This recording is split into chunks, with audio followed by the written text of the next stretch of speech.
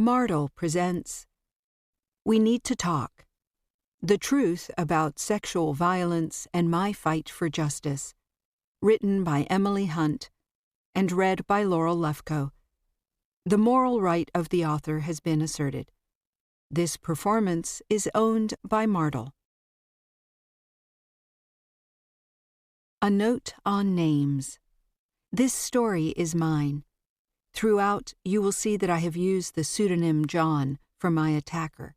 This is a conscious choice. I legally could name him, but I choose not to. I've said his name in public exactly once, in court at his sentencing, and I don't plan to ever do so again. He's not worth it.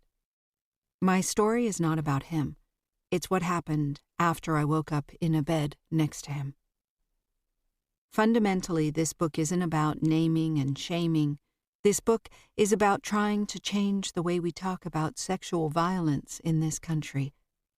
To that end, in addition to the pseudonym for my attacker, I have made some choices on who to name and who not to name, mostly to give credit where it's due to the amazing people who have helped me along the way, but also to not distract from the story or the bigger points by naming those who let me down.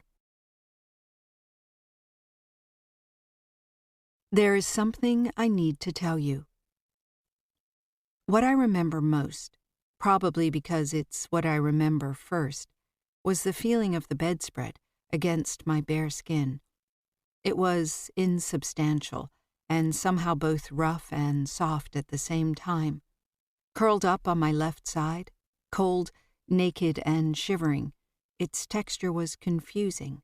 It clearly wasn't mine. I lay there and struggled to get my bearings. Then, somewhere through the haze, I heard an unfamiliar voice in animated conversation on the phone. I couldn't really focus on what was being said, but I heard the man announce himself as John to the person at the other end of the line. The call ended. Then there was the sound of flipping channels and the laughter of a man I didn't know.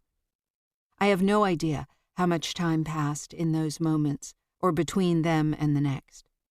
Slowly, as my eyes blinked open and I started to come around properly, I saw an unfamiliar room.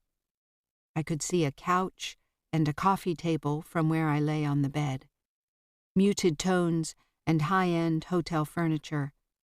I had no idea where I was. It quickly got worse. As I peered over my bare right shoulder, I had no idea who the man was whom I saw on the bed with me. He was fully clothed, languidly leaning against the headboard and enjoying whatever he had stumbled across on the television. I had never seen him before in my life. He was clothed. I was naked. My memories of those pieces of time are a jumble, like something I'd seen somewhere a long time ago. But after the fog that lasted seemingly for hours as I drifted in and out, I remember the sensation of quite suddenly coming to. In the pit of my stomach, a crawling feeling of panic started to grow. Nothing was making sense.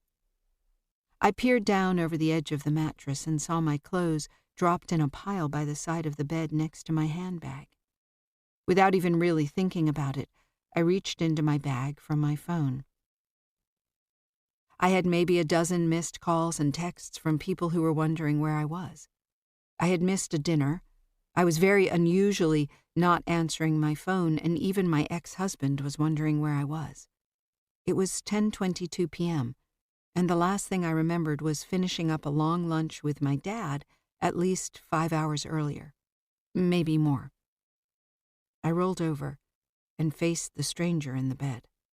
He was a white guy with short brown hair. His eyes were spaced perhaps a bit too far apart, much like his front teeth. He looked like just a regular guy, normal looking, maybe a little ugly.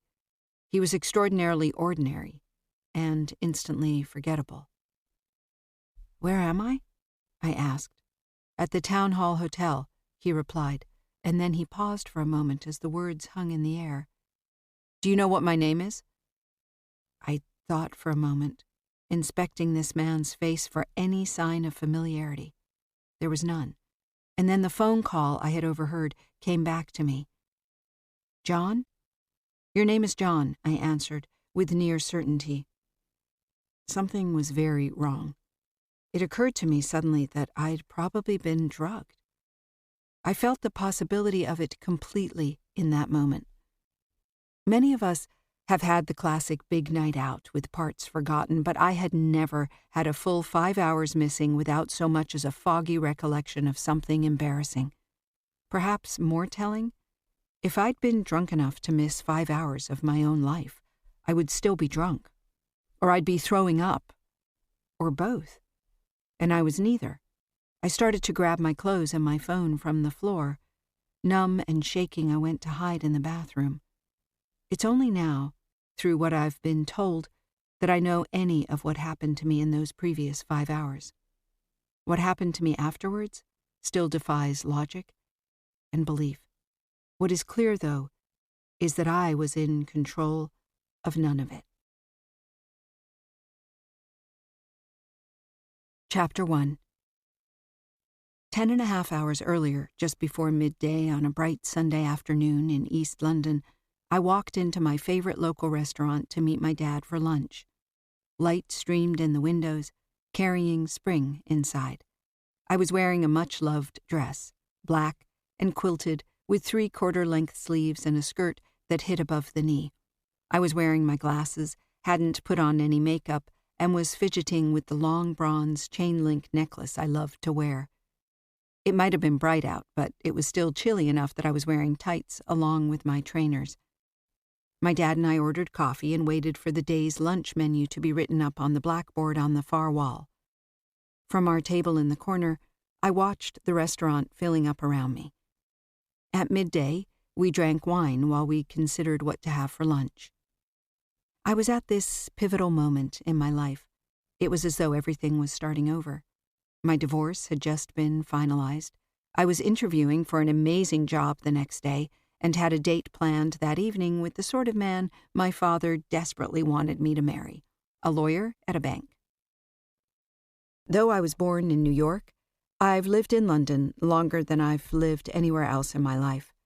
Similarly, though born in the States, my dad had lived in Ireland for the better part of 40 years. Whenever he came to visit, we found ourselves in the same restaurant, settling in for a long meal and an even longer conversation. "I just want you to find someone who will take care of you so you can have more babies," my father said, apparently unaware of how ridiculous it sounded. While I did very much want to meet the right man and have more kids, I wasn't in a rush. I'd already been married to the wrong one, and we'd had a wonderful baby girl together 5 years earlier. I knew what it was like to do that with the wrong person. I didn't want to repeat that mistake just for the sake of financial security or more children. I'd always been the breadwinner in our house, but my dad never quite understood that I loved my career and was happy working in a big job, that what I really wanted then was to get an even bigger job. I had high ambitions for myself. Food arrived, more wine came too, and after the meal was done, we each ordered a grappa. My dad was going to the airport for his flight to Dublin just after lunch. We were both choosing to ignore the fact that the weekend had been a bit of a long last hurrah. We both knew that the next day he'd be finding out for sure if he had cancer and what his options were going to be. He'd already decided that if it was going to be a long and difficult battle, he wasn't going to do it. His brother had been losing to the same kind of cancer for a decade, and he didn't want to do the same thing. We'd spent the weekend walking around London, eating amazing food and even giving him a bit of a makeover. I was feeling very next day, rest of my life, with everything about to take off in the right direction, all the time conscious that the next few days could take my father down a very different road. I ordered another grappa, and my dad ordered a coffee. It was getting late, and he was going to need to get his suitcase from my house before getting in a taxi. He had a sip of my grappa, and then that's when things started to get very strange. Our conversation tilted. My dad started saying really odd things, and I think I sort of remember him getting up to leave the restaurant. I definitely remember ordering him a taxi, but then there is nothing. It is completely blank. One moment I was in a local favorite restaurant. The next, more than 5 hours later, I woke up naked in bed next to a stranger. I called a friend from the hotel bathroom. I was scared and confused and not making much sense. I didn't sound drunk, but I was incoherent. The friend thought I sounded like I was on drugs, something he knew I'd never done in my life. When I told him that the man I had woken up next to was still in the hotel room, he decided to call the police. After we hung up, and knowing that help was on the way, I stayed in the bathroom, redressing step by step, underwear on, one leg at a time, reaching behind my back to clasp my bra before pulling my dress on over my head and putting on my shoes. I started to feel that something that should be impossible had happened, something completely out of my control. I left the tights in my handbag because, in all honesty, I wanted out of that hotel. Fast. I couldn't find my necklace. When I came back into the room, John tried to smooth the situation over. It was clear that I was visibly shaken, so first he told me that nothing had happened, that we hadn't had sex. He said I shouldn't leave, that I should stay longer with him. He was getting increasingly persistent, and I was getting more and more scared. Then he said he'd like to see me again. That would be great, I said, grabbing a piece of paper. What's your number? And your surname? I asked sweetly, smiling through gritted teeth. I knew 2 things. First, the police were on their way, and I just had to stay safe for a few more minutes. Second, that it would probably be really helpful for the police if I could name my attacker.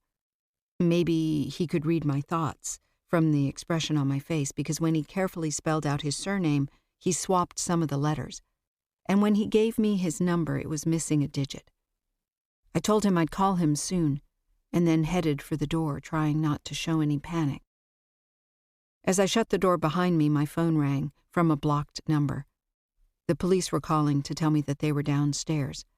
I gave them the hotel room number, something I could only do because I was standing in front of the door, and went running down the stairs into the shining lobby of the hotel. I don't remember anything about the police officer at the bottom of the stairs who caught me on my way down. They held me for a moment. I must have been shaking, crying, but I mostly remember the tiles on the floor of the lobby, the lights from above, the roughness of what must have been a zipper on the officer's jacket. I pointed up the stairs, repeated the hotel room number, and was led out of the building. The next thing I remember was collapsing onto the grass outside, the world tunneling in front of me, and hearing the ragged sound of my own breath as I began to panic. I had never had a full-blown, hyperventilating panic attack before. The feeling of being unable to get air in, dragging air through my mouth as fast as it would come, but having my body in full collapse below me. I couldn't move. I couldn't breathe. It felt unending, until slowly my breath started to come back to me. As the panic attack subsided, I heard the police phoning for an ambulance. They picked me up off the ground and put me into the back of a waiting police car. Though terrified of what had just happened, I could see from inside the car swarms of police going in and out of the hotel lobby. In that instant, I felt safe. I saw the police and thought that everything was going to be okay. They were there and everything would be taken care of. I would be safe. I am not a witness to my own rape. Footnote. My position continues to be that John deserved to defend himself in court against this allegation, and it was unfair of the Crown Prosecution Service not to give him this opportunity. I think that the evidence, which is not in dispute, speaks for itself, but a jury should decide. The facts that I know now have taken days, months, and years to put together since that bright May day. They are drawn from the summary of John's statement to the police, witness accounts, descriptions of what was on CCTV, lab reports, and many conversations with lawyers and journalists, as well as meetings with the Metropolitan Police and Crown Prosecution Service. The details of what happened in the hours before I woke up in bed next to John are only what I've been told. After my dad left the restaurant, footnote. In my original statement given to police a few days later, I put the time that my dad left at between 5 and 6 p.m. I hadn't yet spoken with my dad, and I was later able to determine that as my dad made it onto his flight to Dublin, we must have parted ways between 4 and 5, but definitely before 5 p.m. I apparently stayed there for a while longer.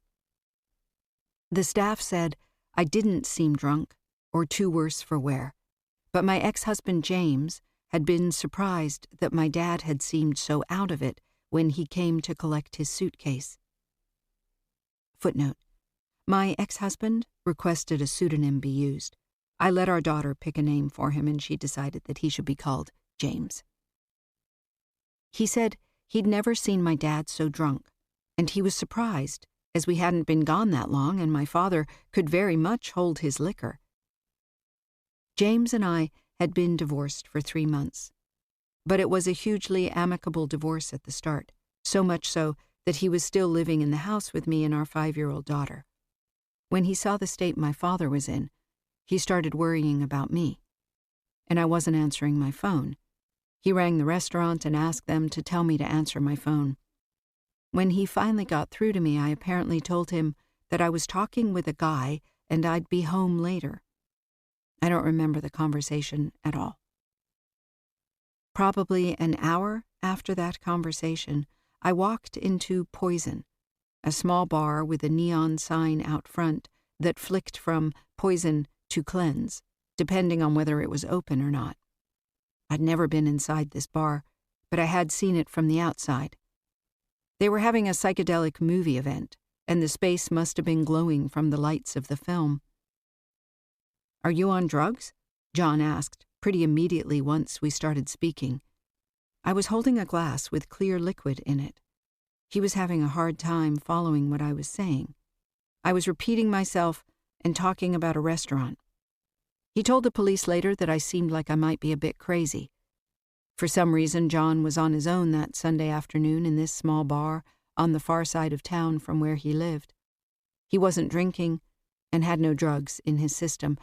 He had condoms and drugs in his rucksack, however, that he later told the police were LSD and Viagra. We walked into the Town Hall Hotel less than an hour after I had arrived in Poison. CCTV along the way shows me to be very intoxicated, with my arms flopped down at my side, my gait very unsteady and leaning on John at various points along the way to the hotel. Footnote. According to a police officer who re-reviewed the CCTV in 2021, there is no mistaking that I am extremely intoxicated in the video. As John and I stood at the check-in desk, the hotel receptionist thought we were a couple.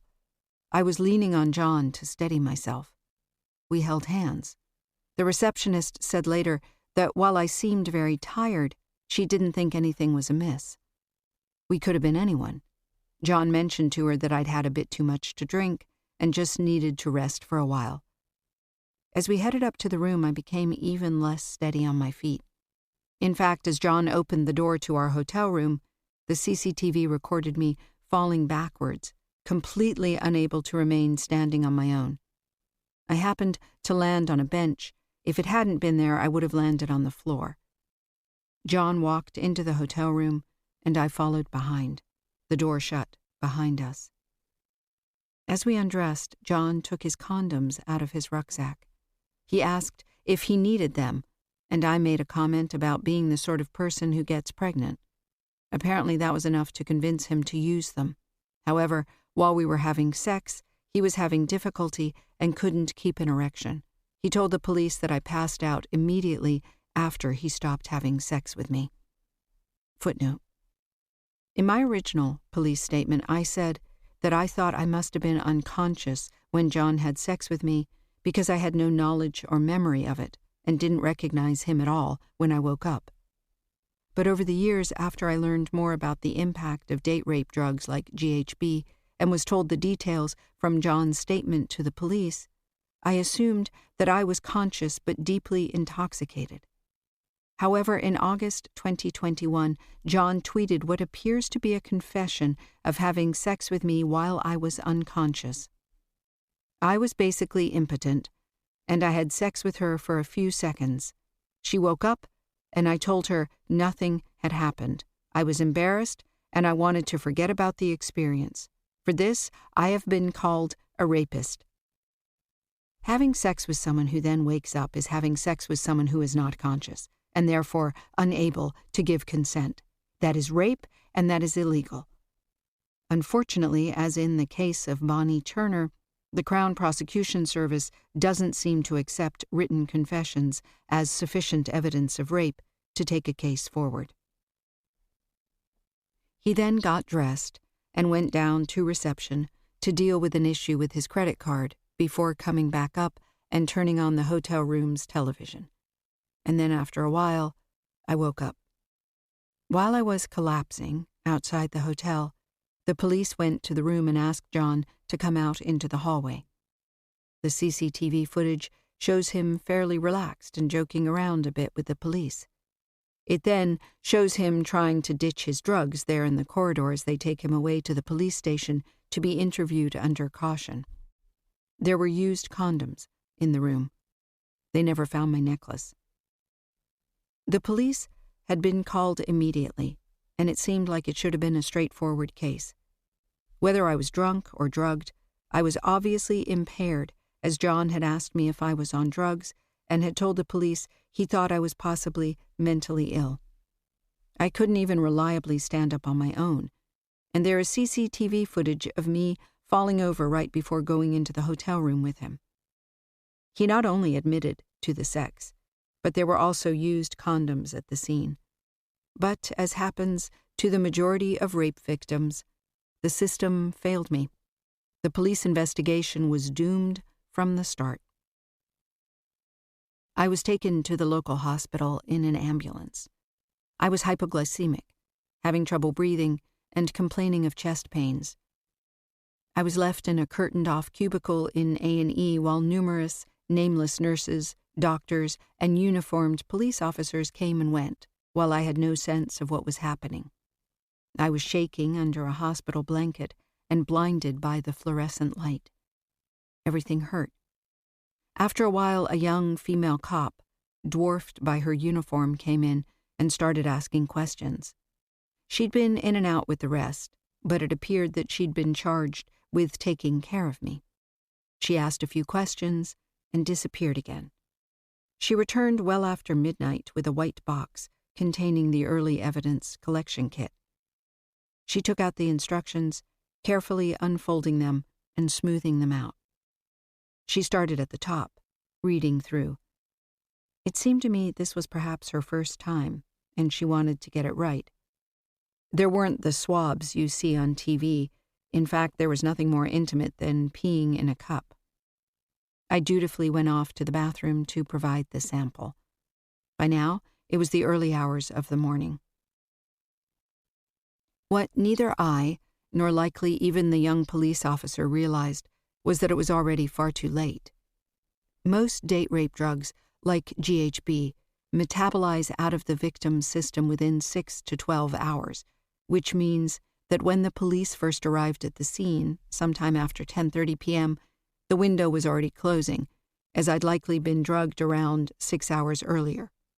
So it is possible that even if I had given a sample when I first arrived at the hospital, it would have been too late. I don't remember exactly what was said when we arrived, but I know that no one explained the time crunch. No one explained that the evidence was disappearing as each second passed. No one handed me a glass of water and told me it was important to be able to pee right then and there.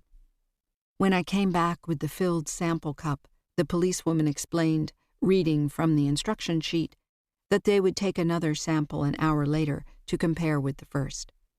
That way, we can see how quickly things are metabolizing, she said. Also, if you could have someone bring you some clothes, that would be great. We need what you're wearing for evidence.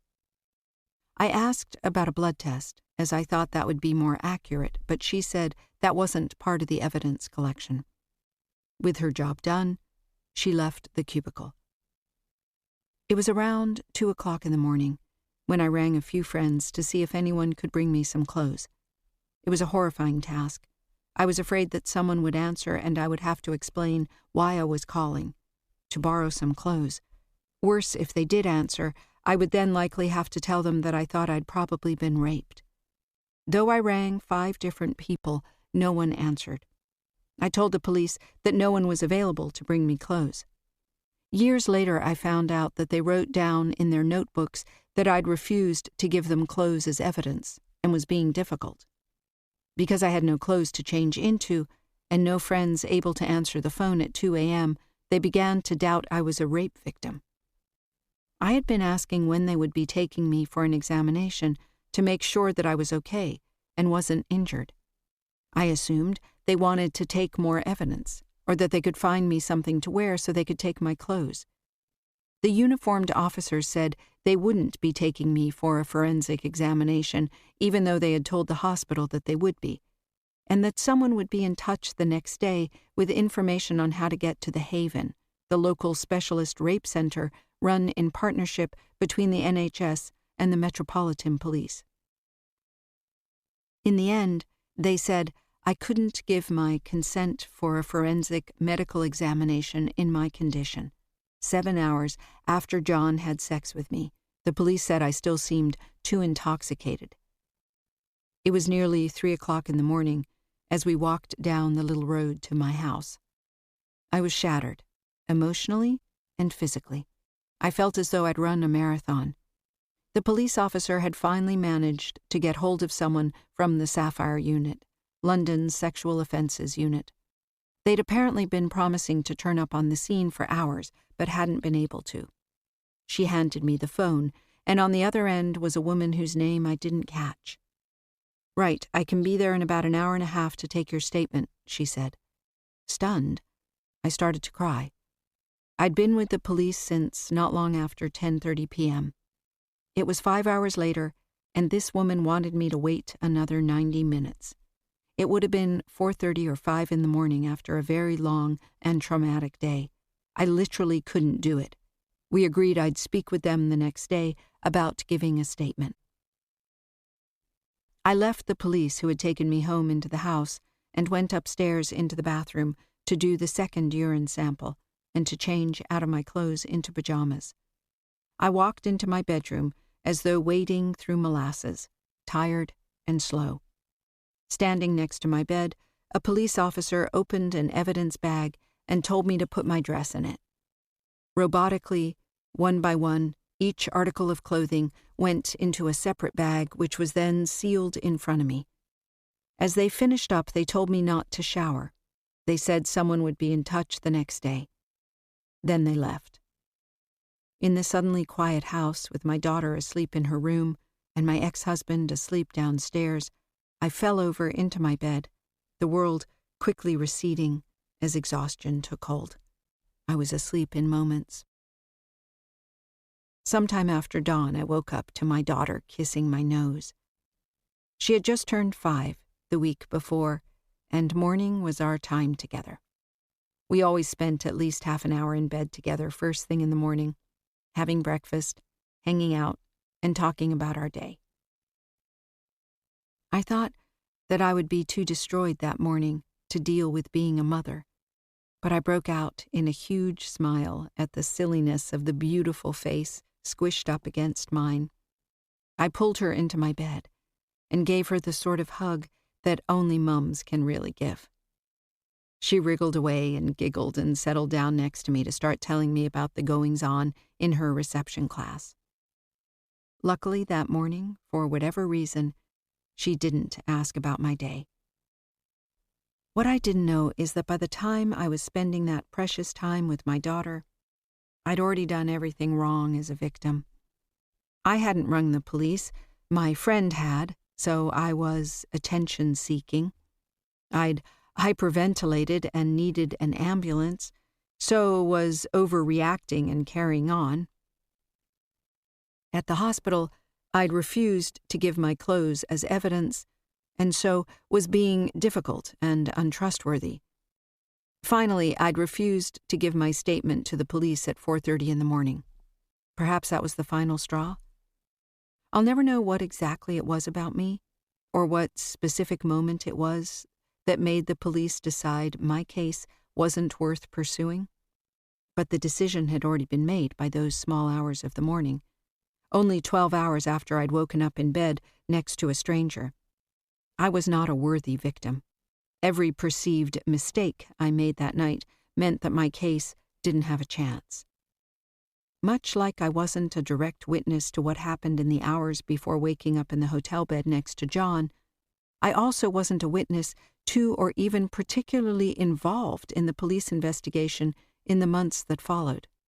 From feeling like John had taken control of my body, I was then made to feel even more powerless by the police. My knowledge of the initial investigation comes from many of the same sources that helped me piece together the time between my dad leaving the restaurant and me waking up 5 hours later. But it's full of holes. There's so many things I still don't know, and many things I will likely never get to the bottom of. From the beginning, my case was never prioritized.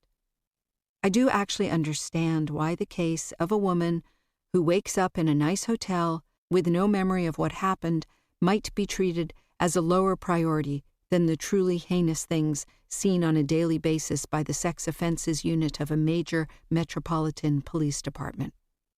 But as I had also been perceived as an unworthy victim, my case dropped even lower. Unfortunately, the police's lack of urgency meant that by the time they actually went looking for evidence, a lot of it wasn't there. It took a few weeks for the police to take statements from staff at the restaurant where I'd had lunch with my father. They spoke to hotel staff even later than that, and never took statements from people in the bar where John claims we met. They never investigated the guy I told my ex-husband I was speaking with in the restaurant, or tried to establish if any patrons at the bar saw me talking to John. As far as I am aware, they didn't look for CCTV evidence showing how I got from the restaurant to the bar. They didn't request a hair test from me, despite this being a useful backup when a urine sample